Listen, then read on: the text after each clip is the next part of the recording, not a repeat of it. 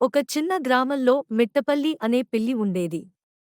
అది చాలా తెలివిగా, కానీ కొంచెం బద్ధకంగా ఉండేది. ఒకరోజు మిట్టపల్లి ఓ చిన్న పక్షిని పట్టుకునేందుకు ప్రయత్నించింది. ఆ పక్షి చిట్టి ఎంతో చురుకుగా ఉండేది. చిట్టి పిల్లిని చూసి వెంటనే అర్థం చేసుకుంది, ఇది తనను పట్టుకునే ప్రయత్నం చేస్తోంది. వెంటనే చిట్టి ఓ పథకం వేసుకుంది. అది మిట్టపల్లికి చెప్పింది, నీవు ఇలా దూకి పట్టుకోవడానికి ఎందుకు ప్రయత్నిస్తావు? నీవు నన్ను మాయతో ఓడించగలిగితే నేనే నీ దగ్గరకు వచ్చేస్తాను. పిల్లి ఆశ్చర్యపోయింది. మాయ? అది ఎలా? అని అడిగింది. చిట్టి నవ్వి, నువ్వు ఒక పాట పాడగలవా? నేను ఏ పక్షినైనా పాట వల్ల ఆకర్షించగలను అంది. మిట్టపల్లి పాట పాడటం మొదలెట్టింది.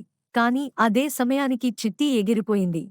పిల్లి తాను మోసపోయినట్టు అర్థం చేసుకుని నవ్వుకుంది. అప్పటినుంచి మిట్టపల్లి బద్ధకం వదిలేసి నిజాయితీగా ఆహారం వెతకడం మొదలెట్టింది.